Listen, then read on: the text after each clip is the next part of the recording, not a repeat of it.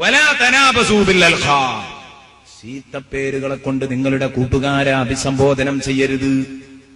നബി സല്ലല്ലാഹു അലൈഹി വസല്ലം പഠിപ്പിച്ചു, മിൻ ഹഖ്ഖിൽ മുസ്ലിമി അലാ അഖീഹി അൻ യുസമ്മിയഹു ബി അഹ്സനി അസ്മാഇഹി ഇലൈഹി. സയ്യിദുനാ മുഹമ്മദുർ റസൂലുള്ളാഹി, ഒരു മനുഷ്യന് തന്റെ കൂട്ടുകാരനോടുള്ള ബാധ്യതയിൽപ്പെട്ടതാണ് അൻ യുസമ്മിയഹു, അവനെ വിളിക്കൽ, അവനെ പേര് വിളിക്കൽ, ബി അഹബ്ബി അസ്മാഇഹി ഇലൈഹി, അവൻ ഏറ്റവും ഇഷ്ടപ്പെട്ട പേരുകൊണ്ട് പേര് വിളിക്കൽ. അവൻ ഏറ്റവും ഇഷ്ടപ്പെട്ട പേരേതാണോ അത് വിളിക്കാം. ഉമ്മിൻ ബാപ്പയിട്ട പേര് വിളിക്കാം, അല്ലെങ്കിൽ അവൻ ഉമ്മിൻ ബാപ്പയും സ്നേഹത്തോട് കൂടെ വിളിക്കുന്ന ഓമന പേരുകൾ വിളിക്കാം. അങ്ങനെ നമ്മൾ വിളിക്കാറുണ്ടല്ലോ, ബാപ്പു, ബാപ്പുട്ടി, കുഞ്ഞാപ്പു എന്നൊക്കെ നമ്മൾ സാധാരണ വിളിക്കാറുണ്ട്. അങ്ങനെയൊക്കെ വിളിക്കാം.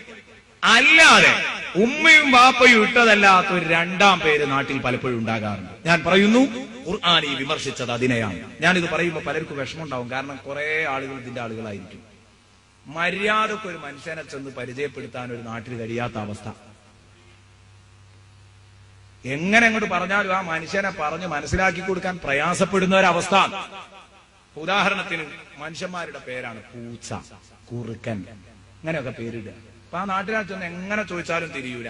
നേരെ മറിച്ചോ കുറുക്കനലവി എന്ന് പറഞ്ഞാൽ വേഗം തിരിയും. അത് ശരി, അത്രയും പ്രസിദ്ധമായിട്ടുണ്ട് ആള്. കുറുക്കനലവി എന്ന് പറഞ്ഞെങ്കിലേ തിരിയുള്ളൂ.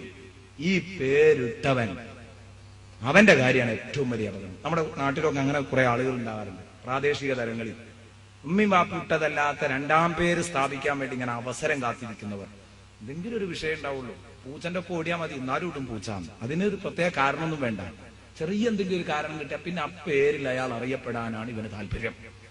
അങ്ങനെ ഈ മനുഷ്യനെ ചീത്തപ്പേര് വിളിക്കുന്നവൻ, ആ ചീത്തപ്പേര് ഇടുന്നവനെ സംബന്ധിച്ചിടത്തോളം വളരെ ഗൗരവം. ആരൊക്കെ വിളിക്കുന്നു അതിന്റെ ഒക്കെ കുറ്റം എന്റെ അക്കൗണ്ട് ഇവൻ അറിയാതെ എങ്ങനെ തടിക്കും. അതാണ്, ഇവൻ അറിയാതെ എങ്ങനെ കിട്ടിക്കൊണ്ടിരിക്കും. ഇന്നാ നഹ്നു നുഹ്യിൽ മൗതാ വനക്തുബു മാ ഖദ്ദമു വആസാറഹു.